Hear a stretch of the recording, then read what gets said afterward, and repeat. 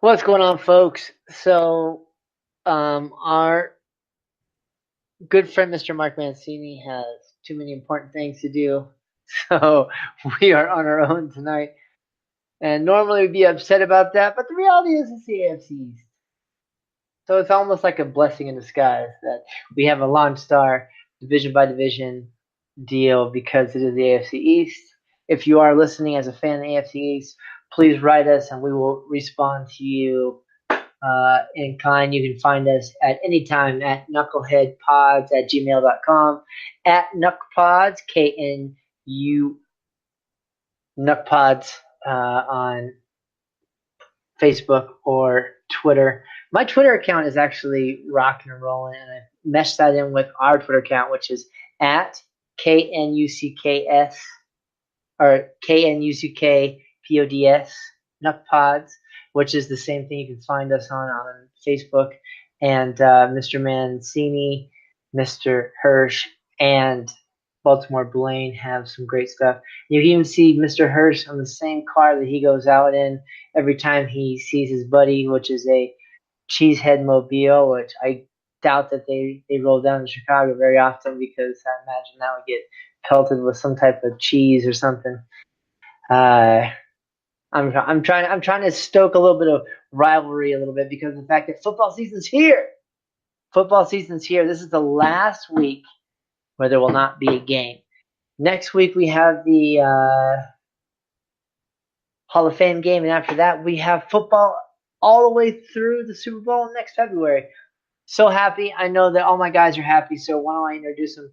We'll start with you, Mr. Baltimore Blaine, because you always seem to take the back seat. What's going on with you, Mr. Baltimore Blaine, and how are you doing today?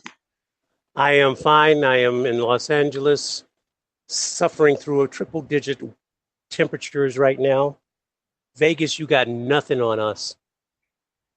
But staying cool. Got my slush drink, and ready to rock and roll. And Mr. Hirsch, what's going on with you? How are you doing? Well, I'm doing just fine. The weather's good here. I understand half the country's burning up, but we're in the 70s and 80s here. Very nice. And I was not out in a Cheesehead Mobile. It's known as, it's got no cheese on it. It's got no cheese hat in it. It's known as the Green Bay Packard, an all original 1950 Packard, painted in the best colors in the world, green and gold, and we go out cruising in that, and we love it. So an interesting fact that's interesting only to me, honestly, is I'm down here visiting in Colombia, and the grocery store near my house has, Colombia has some great cheese and stuff, some simple stuff because the climate's perfect for dairy cows. But there is a Wisconsin cheese company that somehow struck a deal with a Colombian importer, and I buy blocks of all the Wisconsin stuff, and I hoard it because it's just so much better for everything I cook, everything I do. So God bless Wisconsin for that. The comforts of home, the comforts of home. So nothing like a good sharp cheddar. Bordella sharp cheddar in English with a little cow face on it.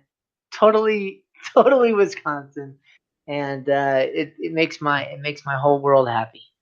I did a broccoli mac and cheese with some Wisconsin sharp cheddar today. So once again, the comforts of home. So folks, this is going to be a bit of a shorter show after this. Hopefully, if you actually found this show, we love you.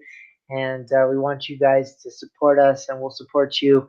Write us, comment on us, give us likes, give us all the love you can, and we will definitely support you as far as questions and things you want answered.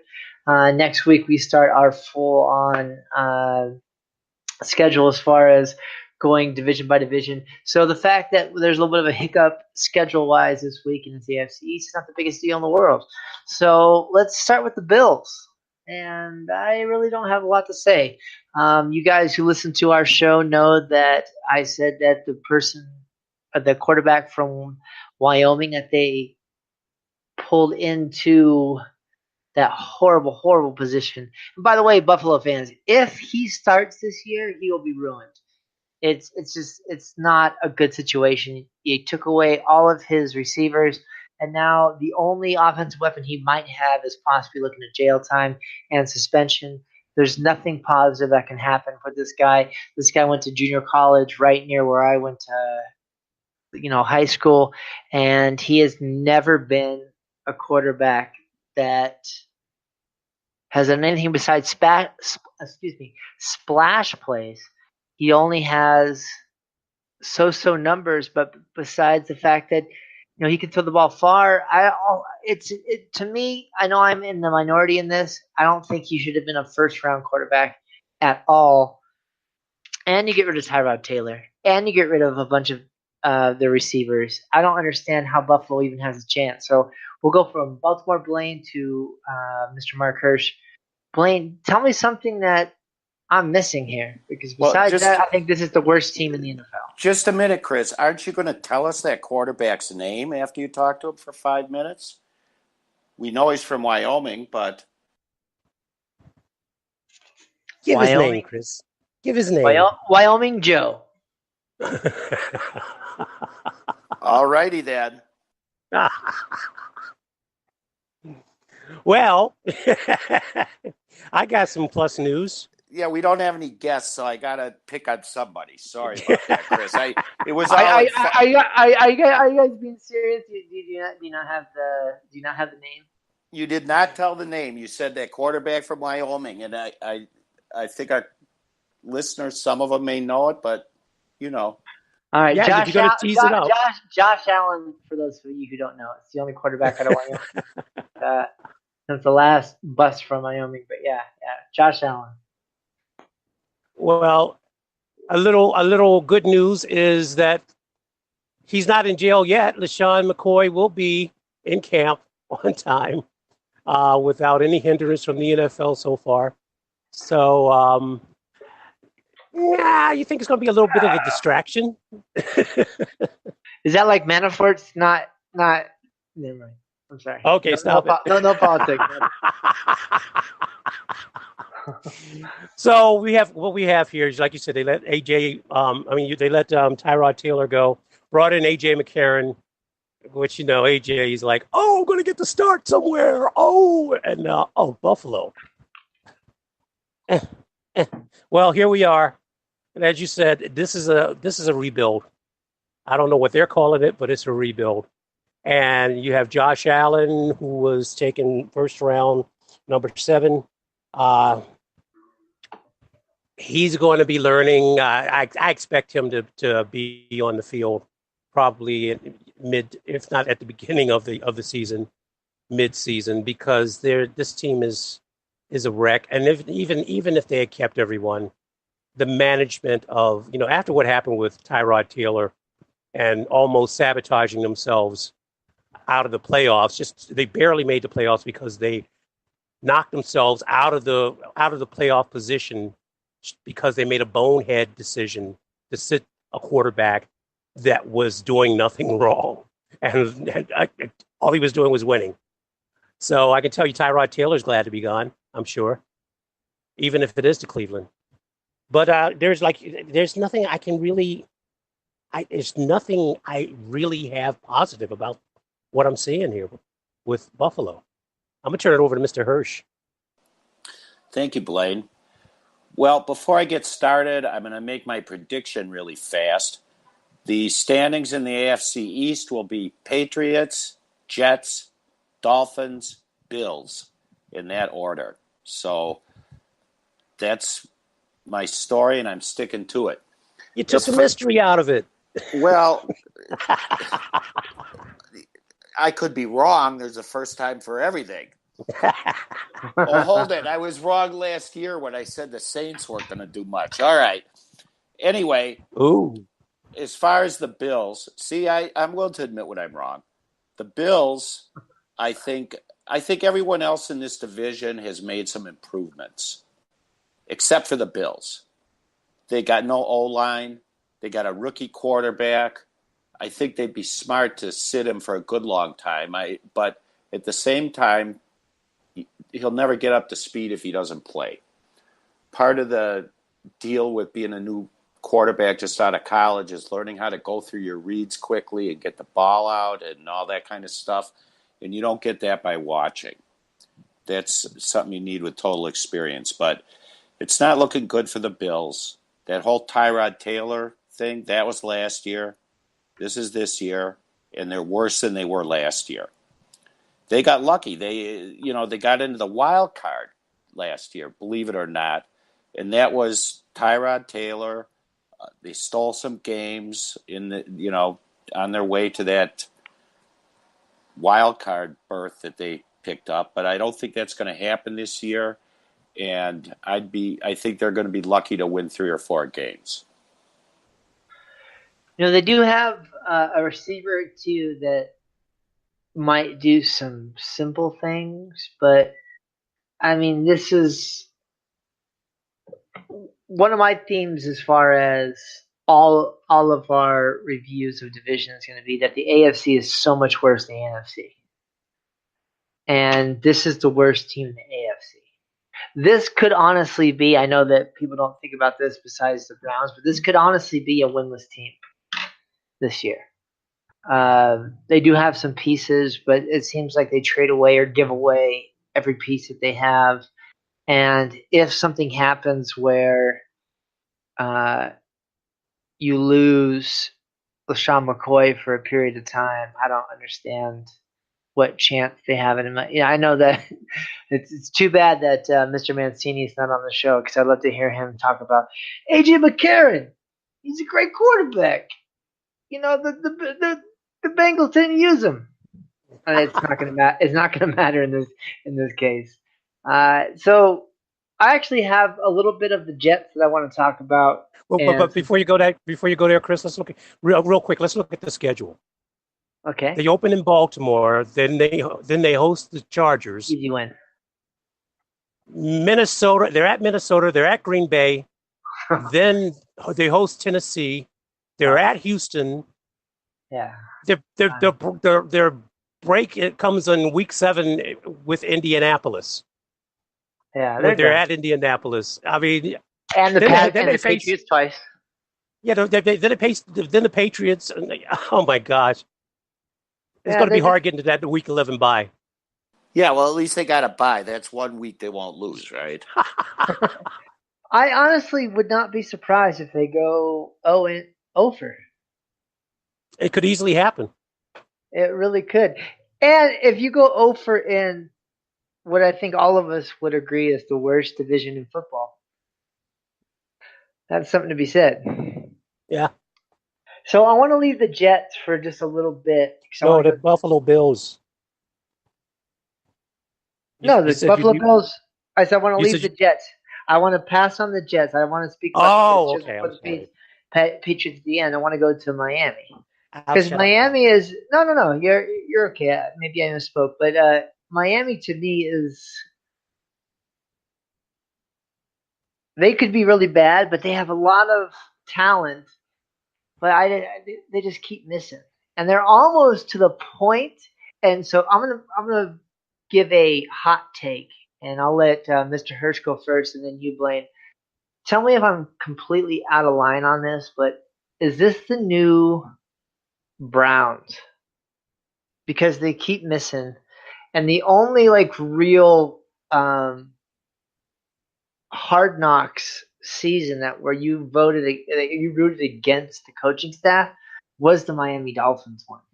So I mean, is this really can they just are these the Keystone Cops? Are these the Browns of the next 10 years? Because it seems to me they can't buy a win, and now they've given away their 2 best players. So explain to me how it gets better. I only have explanations how it gets worse, which I'll do when it comes back to me. I want to go to you, Mr. Hirsch. What does your research on Miami tell you, and is there any positivity to your research? Well, I guess the thing that you could say that might be good about the Dolphins is the return of Ryan Tannehill. But then you have to keep in mind that in the last couple seasons, he's missed over 20 games. with injuries. And what good is he going to do them? Or is he going to do them any good? We're going to have to see how that turns out. He wasn't a bad quarterback when he was playing well. He wasn't a great quarterback either. But I think that makes a difference on a team who your quarterback is. And so that might be a bright spot for them if he could get back to the form that he had before he started suffering all these injuries. It's just a little bit of a difference, no, Mr. Blaine? What do you think? 'Cause I think Mr. Hirsch might have been correct in thinking that your quarterback might have a small effect on how your season turns out. Well, I agree with Mr. Hirsch. That is a bright spot for them because we saw what happened with the with the experiment last year of Cutler. Boy. No, but they've added some things. They've added Albert Wilson, wide receiver from the Chiefs, was with the Chiefs last year. He signed a 3-year deal, which is actually probably going to be a 2-year deal. Wide receiver Danny Amendola on a 2-year deal. They added a guard, Josh Sitton, who's a 4-time Pro Bowler. And running back Frank Gore, the ageless wonder, who's still somehow after what is he going into his 10th? No, his 15th year or something like that. This guy is still producing. So, he's going into his 14th season. And then you got a backup there, a solid backup in Brock Osweiler. So they did lose some pieces, but they still have some pieces. So I don't see them doing any worse than last year. Maybe even a tad better. Didn't Danny Amendola get a couple game suspension for PEDs? No, that was I think you're thinking of Edelman. That's the other little white guy that played in New England. See, I can't keep those Patriots straight. We're not a political or a race-based deal, but it makes me crack up when every single white receiver, not every single, I'm going to take that back. So you Watch had it. Adam. No. I'm not stepping on any type of genes make you play a certain way kind of deal. But Adam Thielen was one of the most crisp running as far as routes were concerned. One of the lowest drop rates, but they only on the top 100 they only compare him to Amendola and some other people. So I thought that's funny. So the fact that Amendola and Edelman and all these other guys are the same players is totally off kilter. So something that I will bring up again, this is AFC East, is that for those of you who do listen to this show who are in fantasy, I'm going to give you guys a hot take. For the first 4 to 6 games, Jordan Matthews playing in the slot in New England that no one in the world is talking about is going to catch 7 to 8 passes on average a game for the first 4 games while Edelman's out. And he's going to have a career year in New England this year. And that is because he is exactly the player that New England wants, New England has, and many other players going back to Branch in the Belichick offense. And it is the perfect player, the perfect replacement on the short term for Edelman. And I think it's kind of one of those sneaky plays that no one's talking about.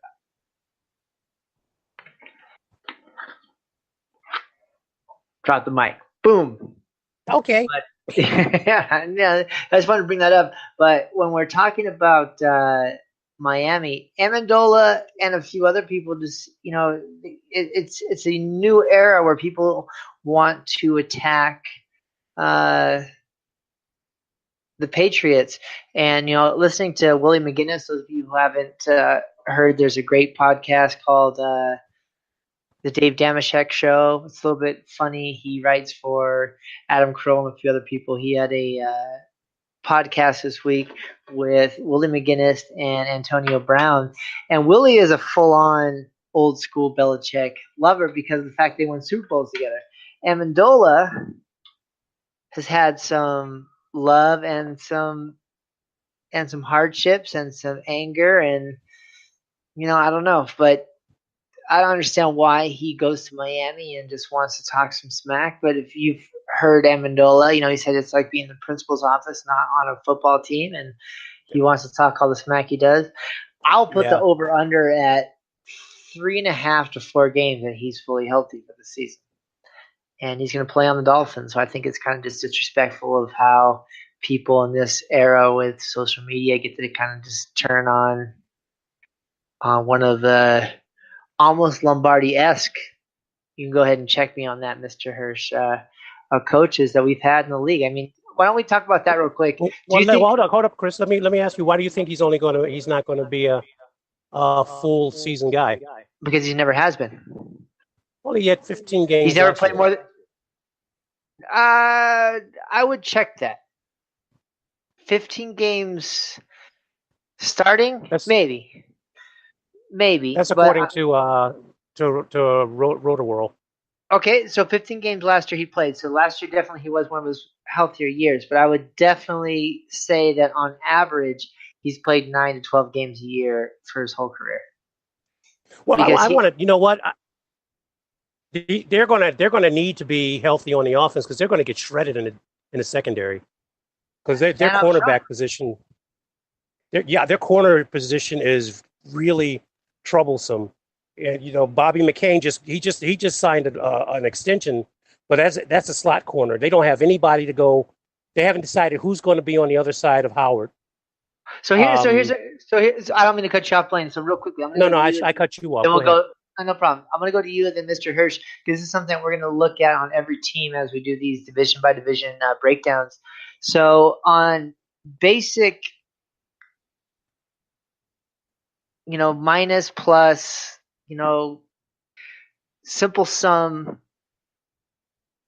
totals, did they add more than they let go this year? So if you look at, I know you guys are well versed on each team. So looking at what they gave away, Sue, what's the guy they gave away to the Browns? The receiver. Yeah. So you look at those. I mean, did they give away more? And does Amendola make up for that, or are they, plus some gain? That's what I'm looking for. Plus some gain. Are they looking at minus or plus? Why don't you give your opinion, and then we'll give Mr. Hirsch a chance to chime in, and then we'll go to the Jets. Well, I think like I said, I think they lost some pieces, but then they picked up some pieces. Like I said, Frank Gore is still producing, so they'll have a ground game. They did pick up Albert Wilson. They picked up Albert Wilson, and they have Danny Amendola. I think that I really think that they've improved, especially with Tannehill. Whatever they can get out of Tannehill coming back. I'm not a big fan of Tannehill's, and I've said that before in the shows. I've our old buddy VJ, and I have debated that. But I like him better than Cutler, and I think that they're going to be okay. They're not. I don't know if they're. I'm not going to pick them to make the playoffs, not by a long shot. But I mean, because if that secondary is if they don't do something about the secondary, and there's still time that they can add pieces. They got Adam Pac-Man Jones out there, who's 150 years old.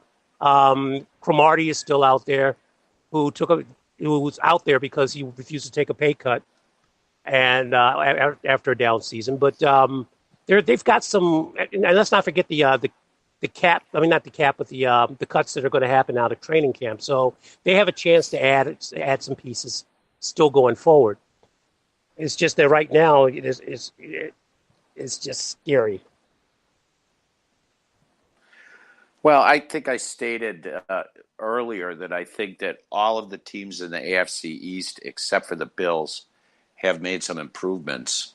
And that goes for Miami as well. And I think an important piece for them has got to be Josh Sitton, because one of the factors for Ryan Tannehill is going to be able to have some protection. And Josh Sitton is a Pro Bowl offensive lineman.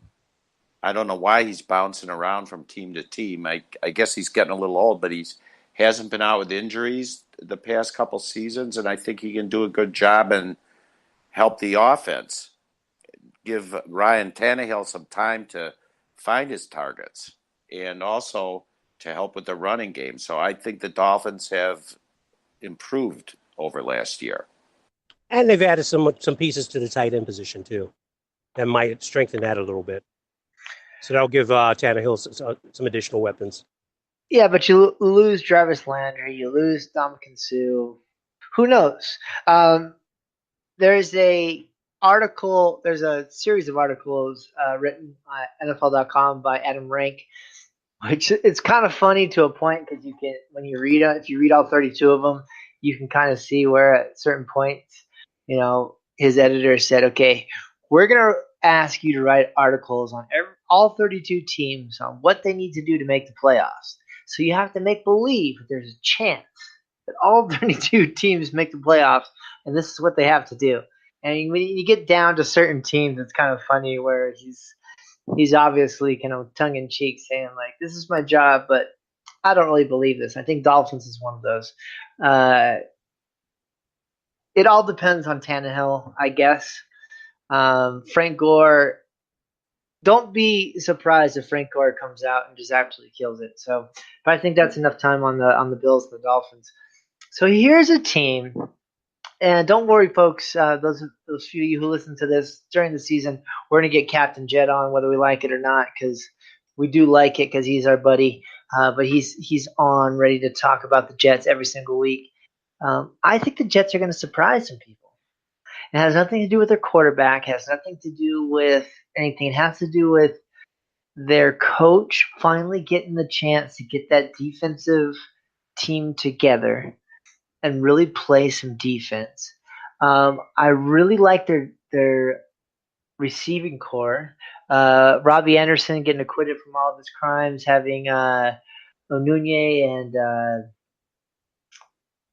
the former Seahawk Javon Curse, they call him Chop Chop, the other white meat, back in the Seahawk days, along with the stout defensive line. Probably what I think should have been the defensive rookie of the year as safety. With the moves they made this year in the drafts and in free agency, I think that team looks like the kind of team that could take 1 out of 2 from the Pats and go 7-9. I think they look like the surprise, and I think they're going to mash the Dolphins and the Bills. You have situations where at quarterback where you have a nice, safe place for their rookie Darnold to not start if he doesn't need to, which is one of the things why, as I've talked to Blaine about, we've mentioned multiple shows, which is why I think that the kid from Louisville has a better chance to have success in the future, because I don't think he starts this year. Darnold might start this year, but I think they have a lot of options where he doesn't have to. They have a little bit of running game, but I think they have a good defense. They can keep them in games. They have a great defensive coach. The fact that the front office decided to stay with him, even though he was sick, almost mortally sick at points last year, and they kept him, I think, is a great decision.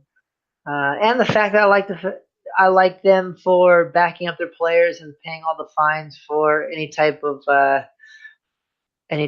fines they might incur from the whole absolutely ridiculous anthem policy. I think that makes me a little bit of a Jets fan this year. So we'll go to you, Mr. Hirsch. What do you think on the football side? I know you kind of feel strongly on how stupid the anthem policy is. Well, I've long ago exhausted any interest in the anthem policy, except for the fact that I don't agree with the ownership making unilateral decisions that affects the players without having the players at the table, and I guess that's going to be addressed now. So enough said about that. In terms of the Jets, I'd like to contrast them with the Bills. as the Jets being a team that is doing the rebuilding thing right, and the Bills being a team that's not doing it right at all. I remember last year, even Captain Jet was thinking that the Jets would be lucky to win 3 games, and they ended up winning 5. Now, Chris, you're coming out and saying they might win 7. Is that what I heard? I think you're a little more optimistic than a lot of other commentators that are thinking they might win 4 or 5. But I don't think it would surprise me at all to see the Jets get more than 5 games this year. I think that they are doing a good job of rebuilding. I think they've got a foundation going, and I think they're going to be a force to reckon with, if not in the 2018 season, moving on into the future.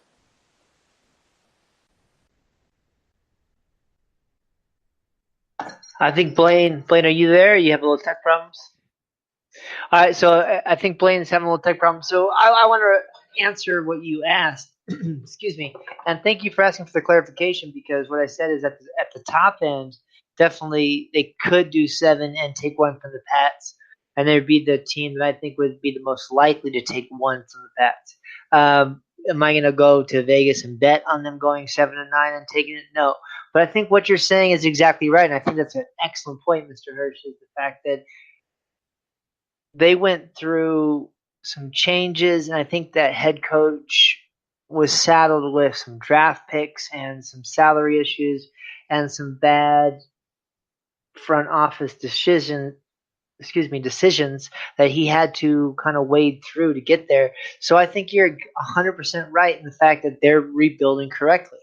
They have high-end picks that are building blocks and cornerstones to a team that needs to move forward. And the one piece that they are missing, which they're not going to be able to fill this year unless, who knows, but unless Sam Darnold comes out and absolutely kills it, which I don't think any quarterback, by the way, and I've been on the record saying this, I don't think any of the quarterbacks this year should be starting right away. I think that you are 100% right, is that they are rebuilding the correct way. They have one of the best defensive lines in the NFL. They have some great linebackers. They have some good people on defense.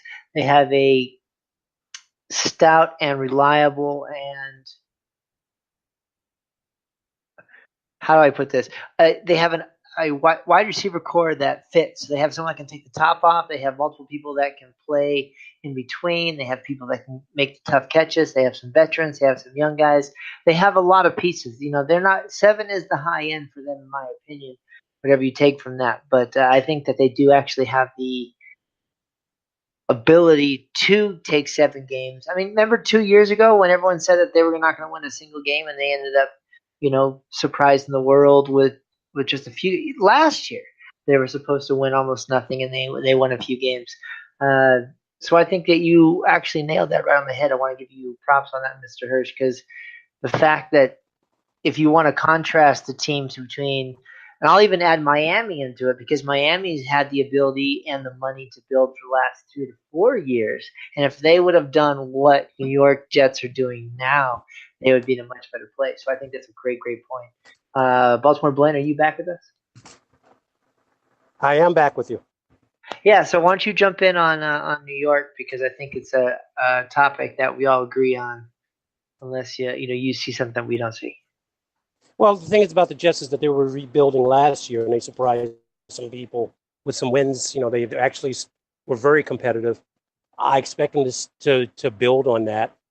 Sam Darnold being an addition to the team. It's interesting what they're going to do with I hear Teddy Bridgewater is actually, they're looking at him as possible trade material. He's been looking good in many camps. And it appears that the whole injury thing and the being afraid to get hit thing is probably behind him now. So I don't expect him to be breaking camp with them. Sam Darnold did not report with the rookies because his deal is not done yet, but they expect that to be done any time now. So yeah, I think the Jets are going to be okay. I think they're going to. I'm looking at them if as it looks now to be number two in that division again. They'll be building on what they did last year. I'm not sure if they're going to make the postseason though. I don't really see but one team coming out of that division for the postseason.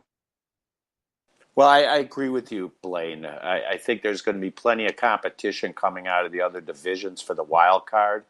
And I think it's a foregone conclusion that the Patriots are going to come in first in this division. So really quickly, in just a couple of sentences, we'll go back to you, Mr. Hurst, and then to Blaine. Do you think that if the Patriots would have been in, let's say, the AFC East in the early 2000s or the NFC West in the mid 2000s or any other division, that they would have the success that they had? Well, they are in the AFC East, but it's hard to say. I mean, the Patriots have been a lot stronger historically than I think they are now, and it certainly hasn't hurt them to be in one of the weakest divisions in the NFL. I think it's a foregone conclusion, as I said before, that they're going to come at the top of this division. They've got 5 or 6 wins easy just in their division matchups. I mean, come on, they're going against the Bills, the Dolphins, and the Jets. And it would surprise me a little if the Jets would upset them in one of the 2 games that they're going to play with them. Not extremely surprising, but I don't think it would be surprising either if it didn't happen. I think the Patriots have a strong team, but yeah, I don't know what to say about that. I think that if the Patriots were in the NFC, there'd be a lot more of a dogfight for them. I mean, they've been cruising on the gravy train with first round buys coming out of division champions in the AFC East and taking the AFC all throughout the playoffs. I think that's had to have been a big assist to them in getting into the Super Bowl. And once you get into the last game, anything can happen. It's not over till the fat lady sings. I think that the Patriots proved that when they came up against Atlanta and were so far behind coming into the last quarter. So, yeah, I think it would have been a lot tougher of a slog for them if they were in some of the other more competitive divisions, like maybe the NFC South or the NFC North. Yeah, I don't think they would have the success that they have, or that that their history shows if they were in one of these other divisions. Now they still be successful. They still be a force. But Mark made all my arguments right there. Weak division. They've been the dominant team in that division for so long. Easy wins for them in that division. So it's yeah. If they were in like the NFC East, that would be a whole different circumstance. It would be they wouldn't have that success. Even even in the AFC North, they would have to play a different type of football for one. More physical. They have to build a more physical team to be able to survive in that division. I think the three of us being homers for teams that have been very important in the playoff picture over the last 10 to 15 years. Would love to have played 6 games against the Dolphins, Bills, and Jets every single season. At the same time, Pats fans, don't worry. I'm not taking all the love away, because what you guys have done is unprecedented in the era of the salary cap. And you can only play the teams that are in your division. But at the same time, it's kind of ridiculously lopsided. But that's life. What are you gonna do? You guys still won the Super Bowls. You still won the playoff games when it counted, and there's nothing else that can be said. I'm sorry, Mr. Hirschman. Yeah, I wasn't trying to say that they wouldn't have been successful. I guess what I really meant was that they would have had to work a lot harder for it. Yeah. They would have had to scrap their way through a lot of tough games, to get into the playoffs and then fight their way through that with much tougher teams. So More I think injuries. that, Yeah, and injuries is the big one so for me. well, I think it's just a question of how hard they would have to work. Like, and I alluded to that earlier when I said they just cruise to a first round bye all the time. Yeah. Yeah, and I thought Mr. Hurst that you were probably the most the most diplomatic on the subject. I think what Blaine and I are specifically talking about is look at when the Niners went to the NFC Championship game 3 years in a row, and the Seahawks and the Niners, and you had the Rams and Arizona, and when beating the heads against each other, like tons of injuries. Blaine with the Steelers and the Ravens and all that beating up. You guys with the Vikings and the different people that you guys played, and the Bears. Even though the Bears were bad, you guys had tough games in the cold with rivalry. I think there's just like something to be said about the physicality that came in the NFC, especially with our three teams in that time, whereas the Patriots got to kind of slide through. It's one of Well, those things. It's neither here nor there, but it's kind of one of those wah wah deals. well, I'm But at just the same hating. time, it's sorry. Go ahead, Blake. I'm just hating. Yeah, there's some validity. There's some validity to it. It's like saying I showed up late to a time test because of traffic.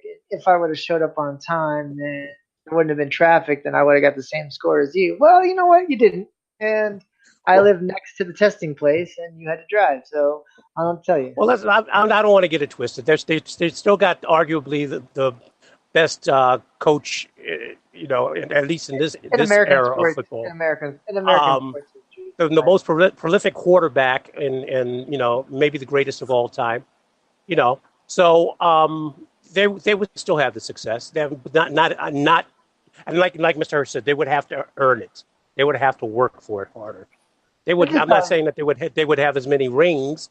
I think it would be harder to get those rings. And again, when you're playing, against tougher competition than those teams that they're playing, and it's just what it is. Yeah, And you made a good point, Chris. That they don't make the schedule. They didn't make the division.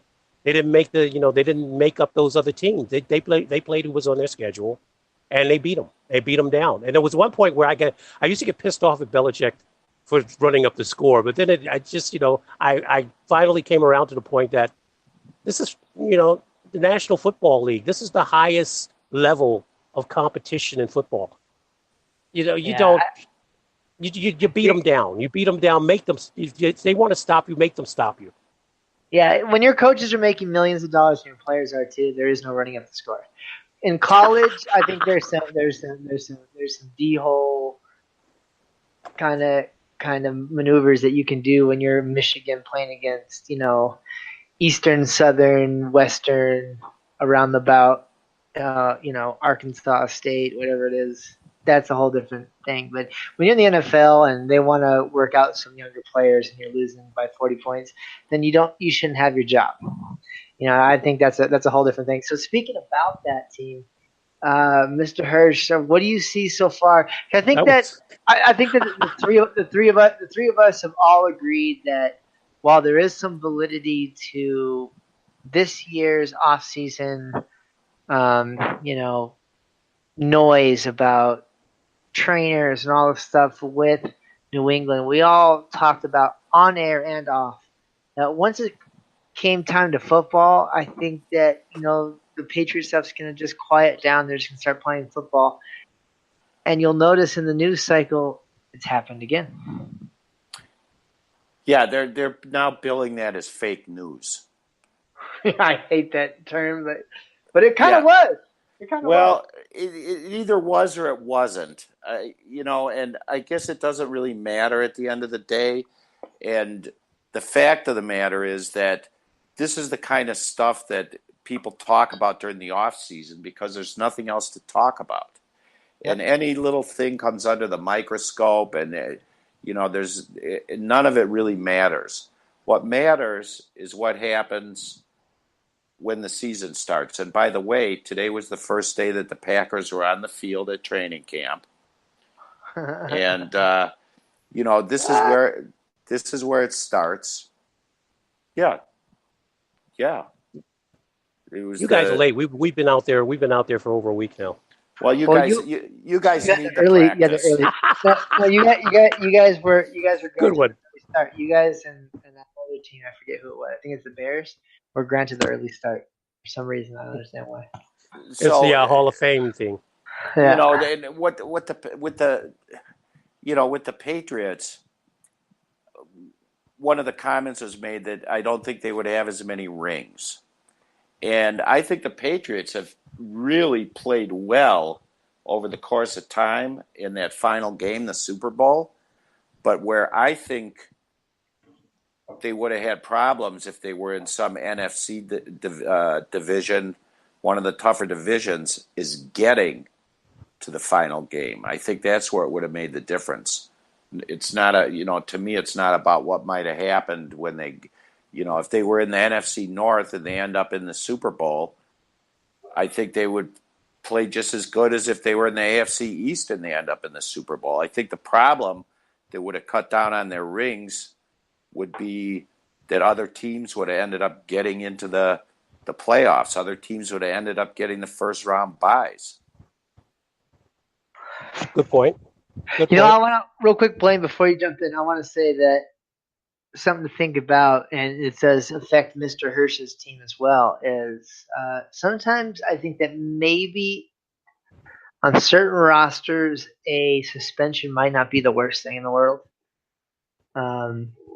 I think that maybe letting a couple of guys take some hits and getting chemistry. I mentioned Jordan Matthews earlier with the Patriots might be a good thing. Just like I think the Packers' best running back being suspended for the first two games and letting the more fragile guys take some hits in the first two games might end up working out well for you guys. I don't think that they're going to miss a beat with Edelman. So if you want to give your thought on what's going on with the Pats this year, and if you want to also weigh in on the Edelman suspension, I think we'd love to hear both from you, Mr. Baltimore Blaine. Yeah, well, the Edelman suspension, he lost his appeal, and he's going to be suspended for the first four games, and that'll bring him back into on week 5 against Indy when they host Indy in New England in Foxborough. But in the meantime, you got Kenny Britt, who they're very high on. He's been put on the PUP list because he tweaked his hamstring, but that's not expected to be for very long. He's on the active PUP list. The receiver that seems to be on the outs is Malcolm Mitchell, who they're looking at. This is according to Tom Pelissero of NFL Network. They're looking to move him because of he's his knees, man. He's had knee histories since back in college. Couldn't get on the field last year. Lost his season last year because of his knee, and just went through another procedure, not a surgery, but a procedure. According to Ian Rappaport, to help facilitate the healing process. But the thing is that it looks like the Patriots, according to Rappaport, they're done with them. They want to cut ties, and he may even get an injury settlement in the next few weeks. But Rob Gronkowski is going to be probably taking the bulk of Edelman's or picking up Edelman's slack, or filling in, catching those passes that Edelman would probably get. And in other words, his workload will increase while Edelman's out. Jordan Matthews, folks. For those of you who play fantasy, and a great fantasy deal for someone like Mr. Hirsch, it was called Best Ball, where you draft a team, and then you let it go. And what that means is that you play 3 quarterbacks, 3 receivers, whatever you draft, and you don't have to move your lineup around. It just puts together your best lineup every week. You just kind of you pay and you play, and then you let it go. Jordan Matthews is going to be one of the best plays. Is going to be at the end of purchasing trust you me, Jordan Matthews is a total Belichick reclamation project. Well, they added. What did they add? Actually, they didn't add much. They didn't have to. I mean, they added Adrian Claiborne deal. He was with the Falcons last year. Well, they added they went to the first round to get a running back, which is the most they've spent up on in a while. Yeah. So why don't we talk about that? We'll go to you real quick, Mr. Baltimore Blaine, and then to Mr. Hirsch, and we'll close it up. But what does it say to you? I mean, it tells me that Gillislee's out. Besides that, the fact that the Patriots have basically made a living off of a variety of backs that were lower draft picks or free agents, and they decided that this guy was, in Belichick's eyes, good enough to go after at the very top of the draft. I mean, what does that say to you? That says that he's going to be starting. They also added Jeremy Hill as a piece too on a 1-year deal. Give him a little bit of a chance of rebounding his career. But I think you're right. I think it's I know you're right. Sony's going to be starting. That's going to be the starter. Gillislee is probably gone. We'll see how the camp works out for him. But that was a surprise to me too in that draft that they went that high on a running back. So that is, that's all I got to say about it. Well, I know that I said earlier that I thought all of the teams in the division had gotten better, except for the Bills. And in terms of the Patriots, I say that with a question mark. Because I think that the Patriots are on the downward path. I think they're declining in strength and potential and opportunity. I think they're still going to be hanging around in the playoffs because of their easy schedule being in the AFC East. But so I'm going to put a question mark after that.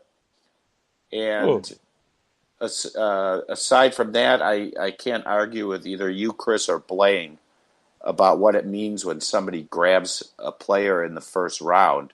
Obviously, they intend to use them. So I'm not going to question that. Yeah, a good point, Mr. Hirsch.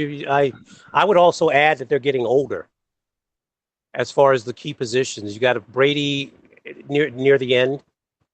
Belichick, how long is he going to stay? Once Brady decides to go. And believe me, I all this fake news, so-called fake news, I still smell smoke. And as long as I smell smoke, I'm going to be looking for the fire. And I think there's a fire burning in that locker room, in that organization. And what I can tell you is, from my experience, by living through the Brett Favre days, is Tom Brady's going to be fantastic until he's not. And I mean, that sounds like common sense, but it all of a sudden shows up. The old gray mare just ain't what she used to be. And I do want to give Mr. Hirsch credit on the fact that we make jokes about it, like some very sharp people on the show, like against my Seahawks or against other people, like you can't keep making a call, or like Hirsch tells me about the Chargers winning. You can't keep making a call and then being like, "Hey, I called it." The fourth or fifth year into the call. And I think what Mr. Hirsch just did was he made a tentative call to attention as to the decline of the Patriots, but using facts as opposed to this has to be the year, because you know what? I've been saying it. They're going to crash. Tom Brady's too successful. His wife's too pretty. He's got to go down. No, what he's saying is he's using the fact that there's new players coming on, the aging of some of the stars, the fact that the offseason has showed a bunch of stories that we don't normally see with the Patriots. So I want to give him credit on the fact that he didn't call the Patriots decline like one of those loud talking heads, East Coast radio guys. He said, this year seems to me to be a little bit different, and I'm seeing some things that could lead me to believe that this could be a down turn, and this is why. So I think that's something that should be acknowledged as opposed to just throwing out hot takes that hopefully stick this year or in 5 years. Well, I want to point out also that Mr. Hirsch and I both, we remember last year when we were breaking this division down, we had Arnie on. You too, Blaine, you too. Pat. No, we had Arnie on as a guest, Patriots fan. And this was when Tom Brady was talking about being Superman and playing for God knows some ridiculous amount of more years.